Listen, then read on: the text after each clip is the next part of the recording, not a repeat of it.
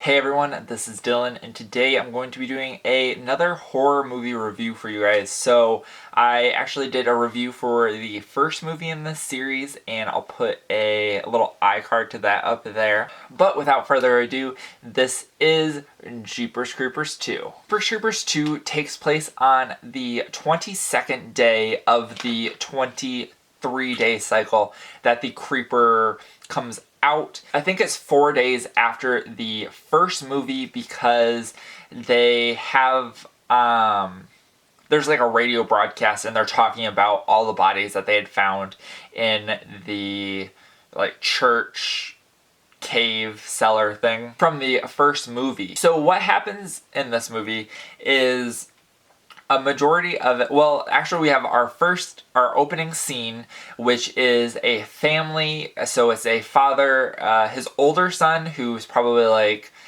in his 20s, and then a younger son who's probably in his very early, like 10, 11, 12 type of age. And the younger son is told to go out and hang up some scarecrows. And so the son goes out into this cornfield and hanging up some scarecrows, and one of the scarecrows off in the distance was the Creeper. So the son, or the younger son starts to scream, and the father and the older son come out to try to save him, but it's too late. The Creeper grabs the younger son and flies away with him. So then it cuts to a school bus of, I believe that they're basketball players. It's not entirely clear, but I don't think that they're football players. So of basketball players, and they're coming home from the state championship that they had just won, and they're driving on this road, and all of a sudden their tire blows out. And when the bus driver and the two coaches go out to check on the tire, they find I don't remember what they're called, but it's like a throwing star, but the Creeper has one that's made out of bone, and it has a tooth on one side and Derry's belly button on the other. And it had destroyed their tire, and they're like, okay, so I think we can limp back home if we, or at least limp back to the next town if they go really slow. So they decide to start doing that, and what happens is their other tire blows out, so they're stuck there. They can't do anything, and night starts to come, and they can't get a hold of anyone on the CB radio or anything like that, so the Creeper comes. The Creeper picks off all of the adults, the bus driver and both coaches, so it's just the kids left to fend for themselves. And so we don't quite know who the Creeper wants, because we know that the Creeper can smell fear, and we don't quite know what or who the Creeper wants on the bus. So there's a lot of tension on the bus of who he wants and who he doesn't want. Alright, so let's get into what I liked about this movie. So this is one that I probably have seen this more times than the original Jeepers Creepers. So I have a little bit of a soft spot in my heart for this movie.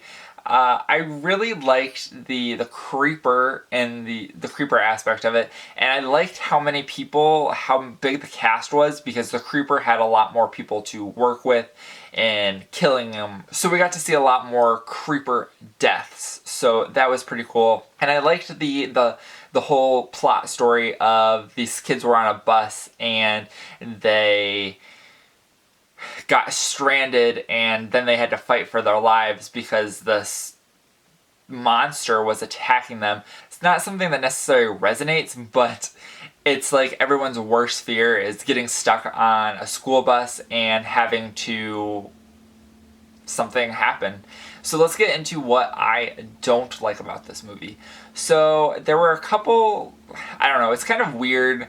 I felt like there was a lot of unnecessary shirtlessness, so that's kind of weird. I'm not sure why people were shirtless at certain times. There's also a little bit of a homophobic tone to this, and I thought that that was kind of unnecessary as well. Like, I don't know necessarily why that storyline was put in there. It doesn't do anything to the story, so I'm not sure quite why that was there. I did have a little bit of an issue with there's a sub ending. So there's like an ending in the story, and then there's I kind of like an epilogue at the end. And I had a little bit of an issue with the sub ending. I felt like they didn't answer a lot of questions of what happened to a lot of the people in the movie. They just kind of disappear, and it doesn't necessarily answer what's going on with that. So I thought that was weird. But I actually thought that the like epilogue part of the movie, or the ending, it takes place roughly 23 years later, and I thought that left it in a very interesting spot. And I like the way that I like where the story was going. So if they make a Jeepers Creepers 4, which I think I've heard things about it, that I think that it would be interesting, because this movie takes place after Jeepers Creepers 1 and Jeepers Creepers 3. So this is the last movie timeline-wise so far. So we have that. But that is it. I hope you guys enjoyed. Let me know what you think about Jeepers Creepers 2. If you have any other movie suggestions that you have for me, please leave them in the comments below. I'm definitely open to watching some other movies and doing reviews on them for whoever wants them. And if you're not already subscribed and you'd like to be, please hit that subscribe button down below and give this video a like if you liked it. Thank you guys for watching, and have a great day. Bye.